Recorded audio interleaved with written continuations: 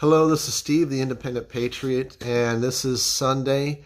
I got a longer one today for you. This is about a speech given by Bill Barr at Notre Dame University just 6 days ago, which is more than just what I've said in the past. It's really what's been going on over the past 20 years in the United States regarding the separation of our culture between the moral secular viewpoint and the religious Christian morality viewpoint of how this country should be run.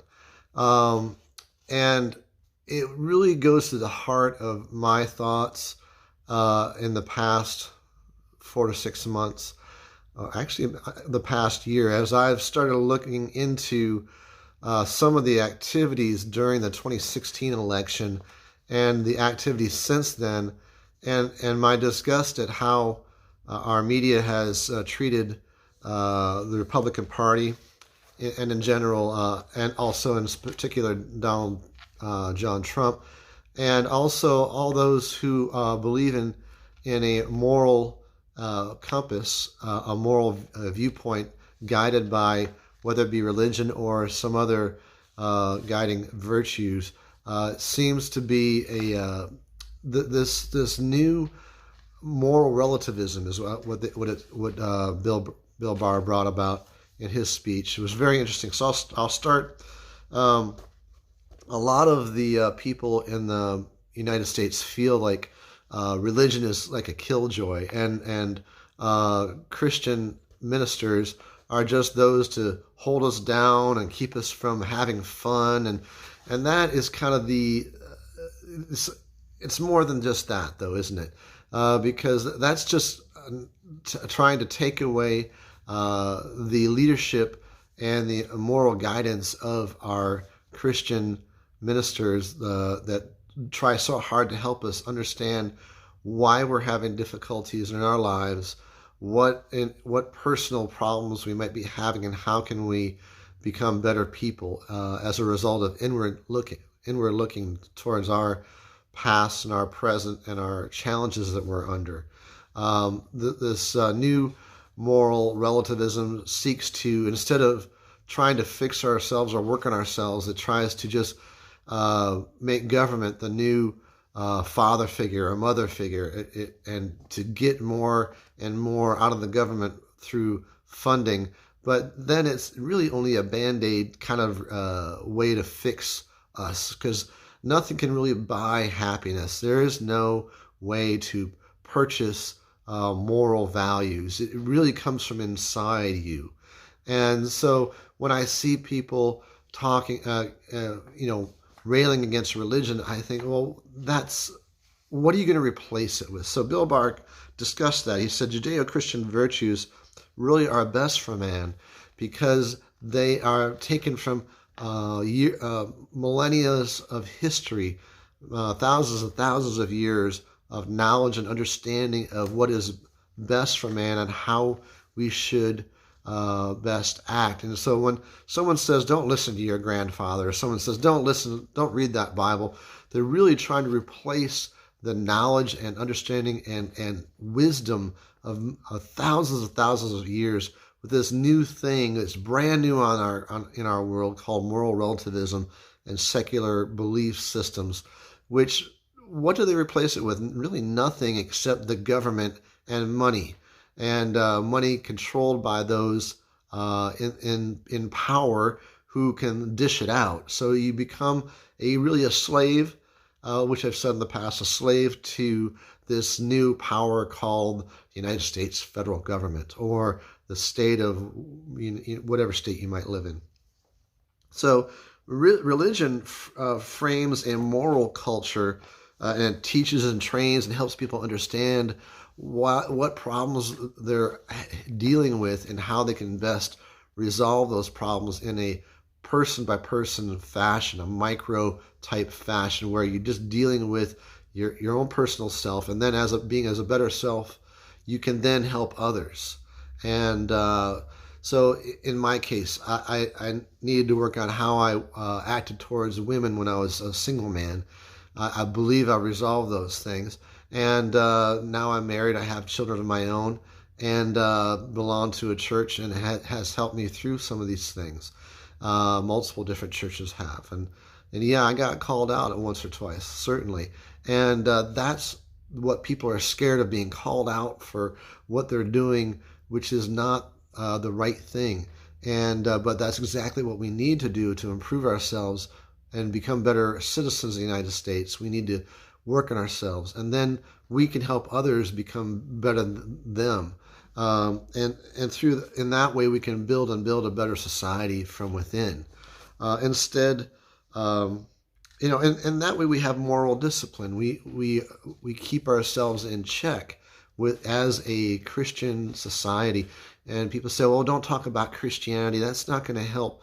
I have to disagree that we need to. Although we may not be able to use Christian or Bible verses, we should at least use those ideas from the Bible that explain to people what the Bible says, what the Quran, what the Torah, whatever you want, text you want. These are, you gotta be careful with that, of course, but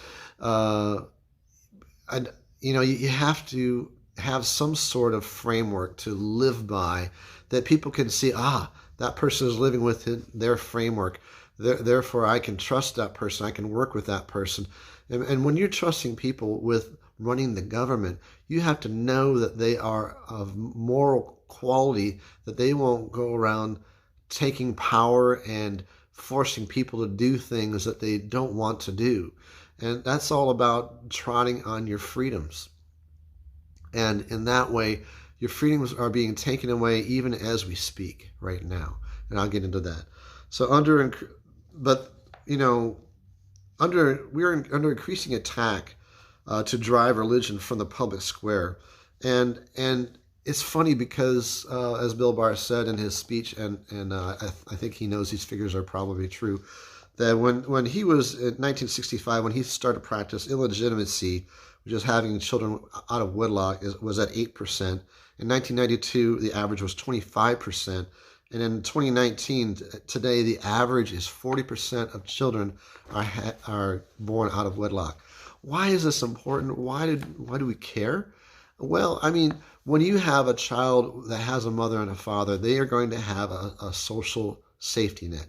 And if the mother and father aren't there, they can't take care of their child.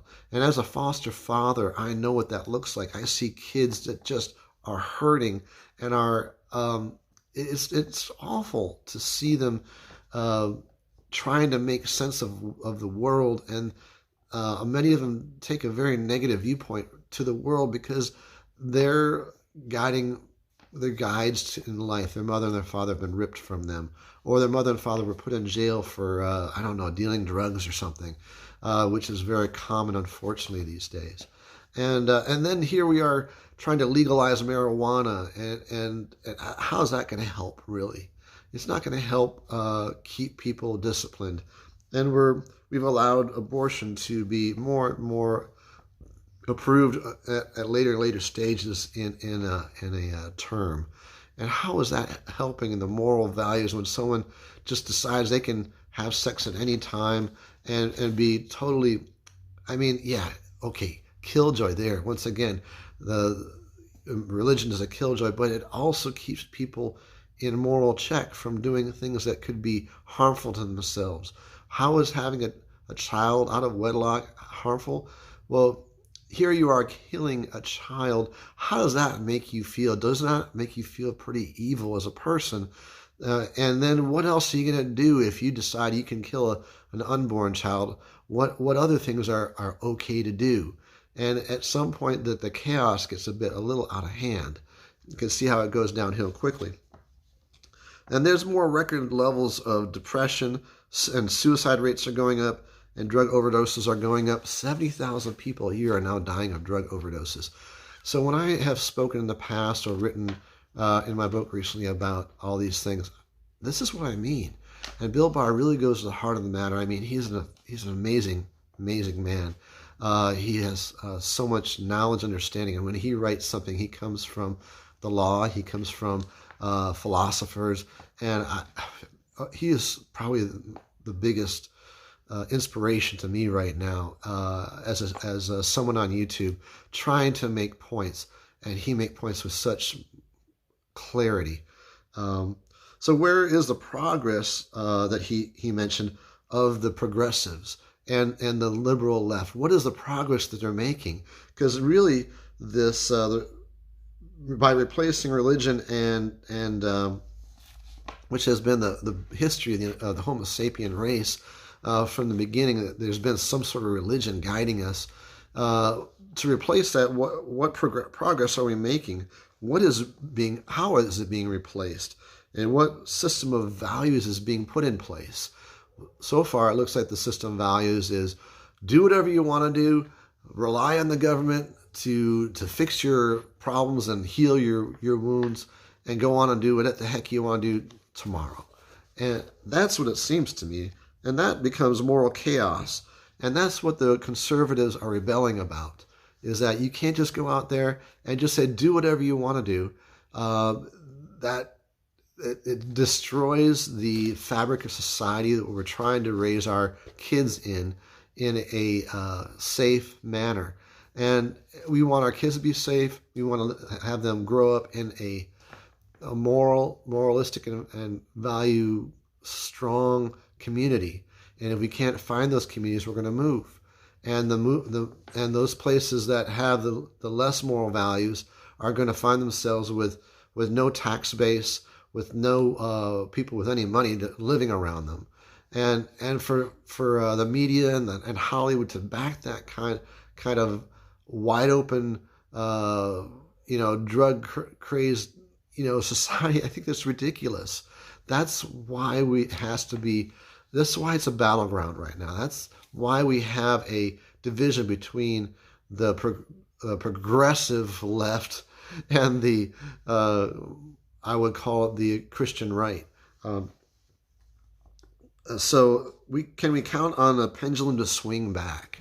Can we count on the conservative and faith-based culture to swing back into place? That's a big question, because there is such a stranglehold right now that Hollywood has, that the media has, and there's so many hired into our government right now, which are very, very strong.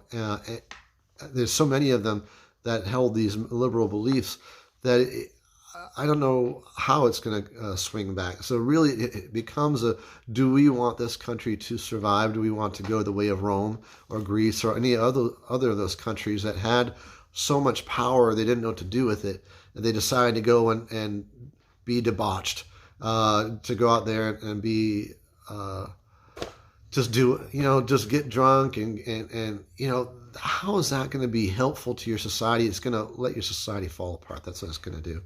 And yeah, we are so powerful right now. We have so much money and so much sway over the world, but the world has already fought back against us. You might say that ISIS is a bad thing, and I agree. Yes, it is, but it is a symptom of what's going on. It's the rest of the world fighting back against this moral relativism of the United States, this desire to go out there and impose our will on the world when we need to take care of our own internal problems. That's how I see that. Secular project has become a religion of its own, and when people push back against this moral secular attitude or the secular project that's out there, they're excluded, they're excommunicated in an odd way to say, but that's really what's happening. Lawsuits and social media campaigns against those who fight against it. And then we have the distractions of the age, which I have written about in extent in my recent book that hopefully will come out soon. Distractions, of course, digital stimulation, your cell phone, which I'm talking to right now, are there. We have all these Xbox video games, and nothing wrong with them, but if we supplant religion with electronics and with this disconnected connection between people all over the world, that allows others to have control over those connections, and that's a bit of a scary thing. That's why religious people get together in a face-to-face situation where you can have when you have a conversation, you realize that if you get out of hand, that other person's going to take offense, and they're standing right next to you, and you decide you can't make offense to that person. But over the internet, over through the airwaves, you can say some pretty nasty things and get away with it, because guess what? All you do is switch off that computer, turn off that cell phone, and all of a sudden you're disconnected, and you can say whatever you want. And that's what's scary about this new digital world. So what are the underlying costs? I mean, we obviously are concerned about how we are created, what our meaning or purpose is. But what are the underlying costs of this new ideals? You get the government to find the easy way out. There are more and more social programs costing the taxpayers money, and all that money that are just generated by good and honest people is given to those who are not leading their lives honestly, and that's really what makes people angry the most. And we become the dependents of a coercive state who has taken the weaknesses of our citizens and used it against them to make them slaves. And that's what really concerns me the most, and that's what I write about in an extent. So Christianity, like I said earlier, it works on the micro morality, the personal morality of each person, and it focuses on the person to become a better citizen, whereas secularism is a macro morality where we try to find salvation through demonstration, through getting monies from the government to heal our woes. It's about getting things, which we have plenty of things as it is. I suppose if you're poor, it obviously this and those who are brand new to our country, who are needing the support, this is a very easy thing to fall prey to. And so I've talked about a lot of this already. 1993 Religious Freedom Act went through very easily, and even Chuck Schumer and the Democrats voted for that. But it seems like things have changed quite a bit since then, and that was a different Democratic Party than it is now. Now we have the progressives more in control of the Democratic Party. They're trying to go down this very, very scary direction, and it's something that we need to resolve. And one of the strongest battlegrounds that Bill Barr brought up in his speech, which I'm basically re-giving. This is Bill Barr, the independence style. So there are three fronts to where our children are being pushed towards the moral secular, the moral relativistic point of view, and that's in the schools. They're teaching them to not have a belief or a faith in our public schools by controlling school content, curriculum content of the public schools, and giving no opt-out. And I've seen this as well, and having moral viewpoints which don't agree with the Christian or the religious viewpoints, such as, and I'm not, the LGBT viewpoint is something that the religious don't believe in. At least those in the Methodist Church, those in the Catholic Church, Roman Catholic Church. There are some churches that do believe in LGBT. That's their choice. I personally feel that although there are some that have seem to have a different chromosome level than others, that doesn't mean they can push it on others.